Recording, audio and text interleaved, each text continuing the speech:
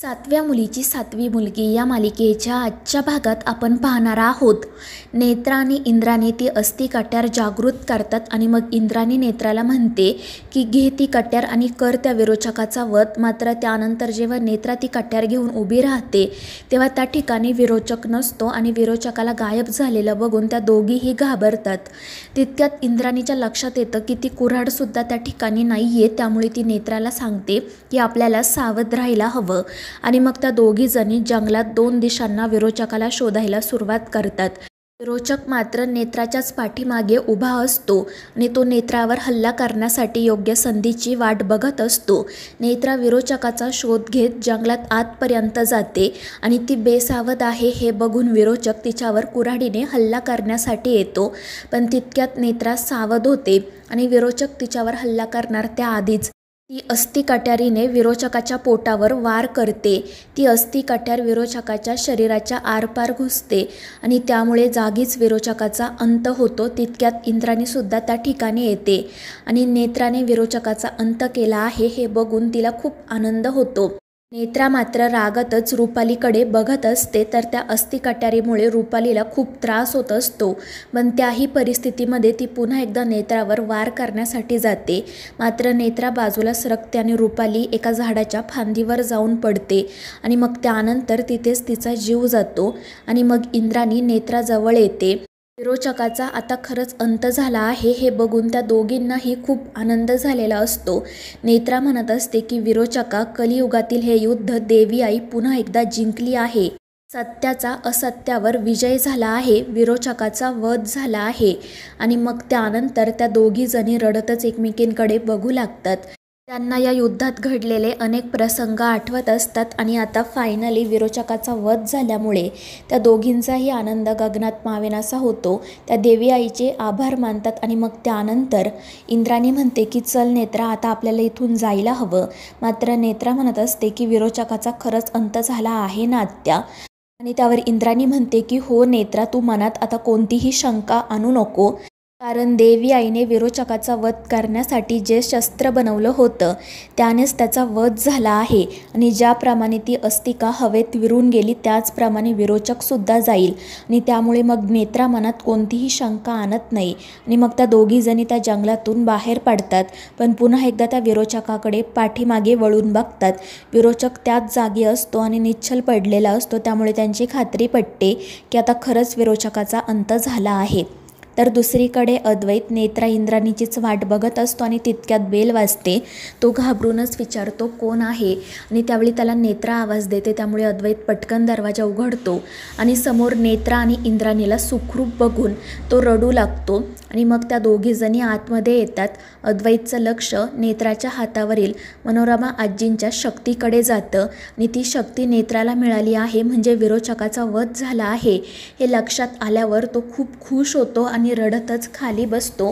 नेत्रा त्याच्या जवळ जात त्याला शांत करते. तर तो रडतच नेत्राला मिठी मारतो. इंद्राणीसुद्धा खूप खुश असते आणि मग अद्वैत तिचेही आभार मानतो. मात्र त्यांचं बोलणं सुरू असताना नेत्राला अचानक चक्कर येते. अद्वैत पटकन तिला आधार देत खाली बसवतो. इंद्राणी तिच्यासाठी पाणी घेऊन येते. अद्वैत म्हणत असतो की नेत्रा, मी डॉक्टरांना बोलावतो. पण नेत्रा म्हणते की साहेब, त्याची काही गरज नाही आहे. माझी खूप दगदग झाली आहे, कदाचित त्याचमुळे त्रास होत असेल. आणि मग ती अद्वैतला बाकीच्यांबद्दल विचारते. तर दुसरीकडे शेखर, फाल्गुनी, केतकी, तनू हे सगळेजण खूप काळजीत असतात. देवी आईची प्रार्थना करत असतात. आणि तितक्यात कुणीतरी दरवाजा बाहेरून वाजवते. त्यामुळे शेखर घाबरतो आणि मग तो हळूच दरवाजाजवळ जात कोण आहे असं विचारतो. आणि त्यावर नेत्रा सांगते की बाबा मी आहे. त्यामुळे शेखर पटकन दरवाजा उघडतो. नेत्रा, इंद्राणी आणि अद्वैत आतमध्ये येतात. आणि मग त्यानंतर नेत्रा केतकी आणि फाल्गुनीजवळ जाऊन त्यांना रडतच मिठी मारते. तर शेखर अद्वैतला काय झालं आहे हे विचारतो.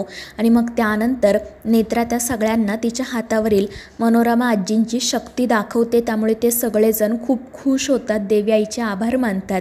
आणि मग नेत्रा त्यांना सांगते की आता आपल्याला आपल्याच घरात लपून बसण्याची गरज नाही. कारण आता विरोचकाचा वध झाला आहे. आणि ते ऐकून त्या सगळ्यांचेच डोळे भरून येतात. त्यांना खूप आनंद झालेला असतो. घडलेले अनेक प्रसंग आठवत असतात आणि ते सगळेच रडत एकमेकांना मिठी मारतात. आणि मग त्यानंतर इंद्राणी नेत्राला आणि इतरांना सांगते की आता आपण छान तयार होऊ आणि देवी आईचे आभार मानू. आणि मग त्यानंतर ते सगळेजण छान तयार होऊन देवघरामध्ये जातात. देवी आईची आरती करतात. नेत्रा शंख वाजवते आणि मग त्यानंतर सगळेजण देवी आईचा आशीर्वाद घेतात. नेत्रा म्हणत असते की देवी आई, आज कलियुगातील हे युद्ध तू जिंकली आहे. पुन्हा एकदा सत्याचा असत्यावर विजय झाला आहे आणि त्या विरोचकाचा अंत झाला आहे.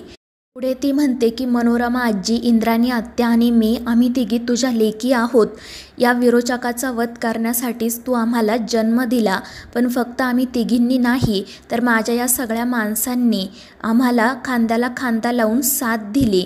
आबा आई यांनी सुद्धा सैनिकांप्रमाणे या युद्धात भाग घेतला.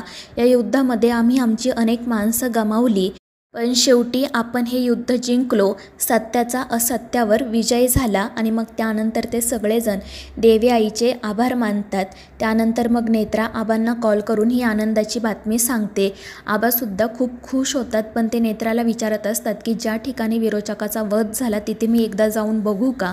मात्र नेत्रा सांगते नाही आबा, आता तिथे कोणीही जायची गरज नाही आहे.